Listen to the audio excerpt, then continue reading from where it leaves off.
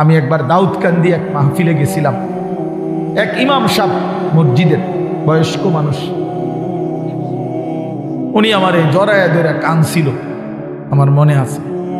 উনি বলছিল হুজুর, কানতে কানতে বলছিল হুজুর, আমি 28 বছরের জীবনে ইমামতির, আজ 28 বছর এই মসজিদে ইমামতি করি, আমার জীবনের কত স্বপ্ন, কত আশা, বাচ্চাদের কত আবদার, বউ বাচ্চার কত চাওয়া পাওয়া, কিছুই পূরণ করতে পারি নাই হুজুর। অল্প কয়টা টাকা বেতন পাই, টানা হেসরা করে জিন্দিগিটা কাটাইছি হুজুর। বাকি হুজুর আপনারে মহব্বত করি, আপনার কাছে আমি জানতে চাই আমার এই কষ্টের বিনিময়ে আমি আখেরাতে পাবো কিনা। আমি কি বলবো, আমিও কাঁদছি তখন। হায় হুজুর কি বলবেন, চোখটা বন্ধ হলে দেখবেন আপনি আখেরাতে বাদশাহ। ইনশাআল্লাহ আমি বললাম, আপনি দেখবেন আপনি বাদশাহ, আপনি বাদশাহ। যারা আপনার এই দুনিয়াতে মূল্যায়ন করে নাই সেদিন তার আফসোস করবে, আফসোস করবে। তো এই জন্য বললাম, আল্লাহ তাআলা ওই ইমানদার বান্দাকে বলবে, আমার বান্দা দুঃখে ভরা জীবনটা কাটাই আসছো, ঠিক না? খুব কষ্ট পাইছো আমার বান্দা দুনিয়াটা, কিন্তু আল্লাহর কসম শুনেন, নবীজি বলছে ওই ইমানদার বান্দা সে তখন আল্লাহ পাককে বলবে, আয় মাওলা, আল্লাহর কসম মাওলা, জীবনে হায়াতে দুনিয়ার জীবনে দুঃখ কি জিনিস আমি কোনোদিন দেখি নাই। প্রিয় বন্ধু, 10 সেকেন্ডের জান্নাতের আরাম বাতাস তার 70 বছরের দুঃখ ভুলায়। ছেলেরা বন্ধু, তোমরাও মনে রাখো বাপ, আমরা 200 কোটি মুসলমানও যদি খোদার কসম রাত দিন যদি আমরা মেহনত করি দুনিয়া অর্জনের জন্য, পরিশ্রম করি, মাথার ঘাম পায়ে ফেলে যদি আমরা দুনিয়ার কর্ম সবাই মিলে করি, দিবানিশি 200 কোটি মুসলমানে মিলে কেউ অলসতা না করে, তারপরেও আল্লাহর কসম, রব্বে কাবার কসম, কাফের বেঈমানদের সমান সমপরিমাণ দুনিয়া আমাদের মিলবে না। এটা দিত না মালিকের, যিনি দেউই না উনি কইতে আছে আমি দিতাম না, তো ওই জোরাজোরি করে দিলাম, আমি পারতেন না। আল্লাহ বলছে, আমি বান্দা আমি দেব না, আমি মোমেনকে দুনিয়া দেব না পুরা। ওয়াদারনি ওয়াল মুকাদ্দিবিনা উলিন নি'মাতি ওয়া মাহিলহুম কালিলা। আল্লাহ বলছে, শোনো বান্দা ইমানদার, এই আমার ইমানদার বান্দা, মিথ্যাবাদী নাফরমানদের জন্য অল্প কিছু সময়ের জন্যে দুনিয়াটা ছেড়ে দাও। ওয়াদারনি, আমার ছেড়ে দাও বান্দা, আমি তা করে একটু দুনিয়াটা দেই, কটা ভাত খাওয়াইতে লইছি, দুটা ভাত খাওয়াইতে দাও। কতদূর বাদগ্রস্ত একটা বিল্ডিং, একটা মোটরসাইকেল, একটা প্রাইভেট কার, কতক্ষণ এই বেড়া বেড়ির দফাদফি ফালাফালি করতে দাও বান্দা। কত 60 বছর, 65 বছর, 70 বছর বান্দা, এরকম করো কা 60-70 বছরের লেগা দুনিয়া করে ছেড়ে দাও, অনন্তকালের জান্নাত আমি তোমাদেরকে দিয়ে দেব।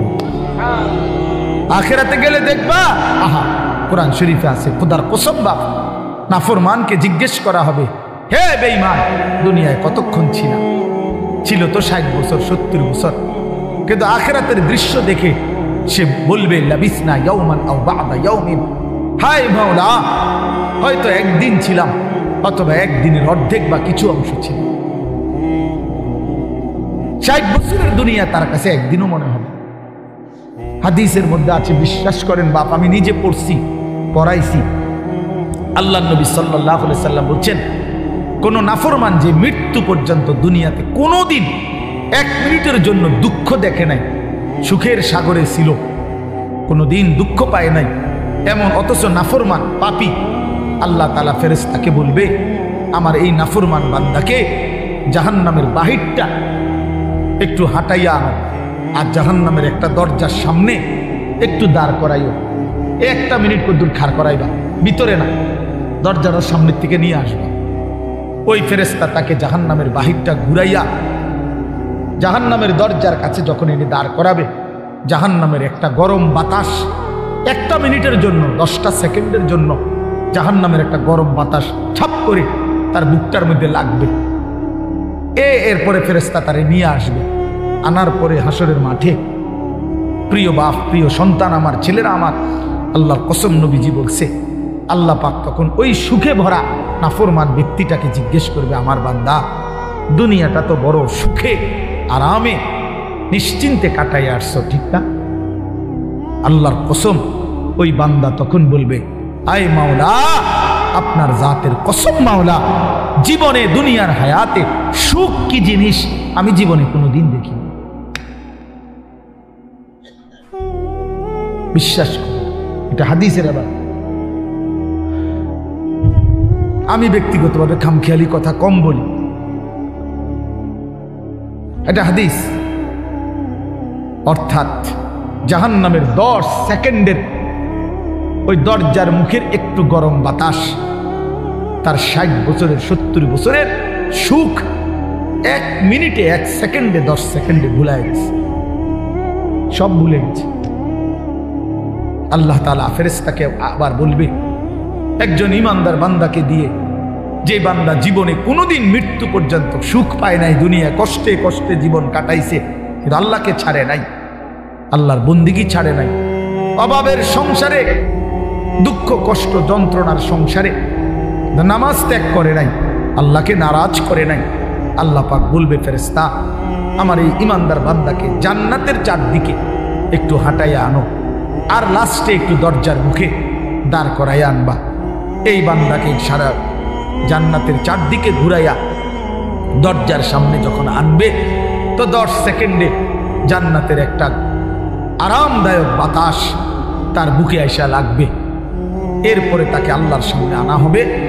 মহান আল্লাহ পাক রব্বুল আলামিন সেই বান্দাকে বলবে, আমার বান্দা, দুনিয়ার জীবনটা আমার মুমিন বান্দা বড় কষ্ট করে আসছো বান্দা, কত সুদের টাকা, ঘুষের টাকা, কত হারাম টাকার সুযোগ ছিল, কামাই করো নাই। চারপাশের ঘরে সব মানুষ টেলিভিশন দেখছে, নাচ গান দেখছে, এই চারদিকের টেলিভিশনে ভরা মহল্লার মাঝখানে তুমি একটা ছোট্ট ঘরে তোমার স্ত্রী সন্তান নিয়ে কষ্ট করেই পড়েছিলা।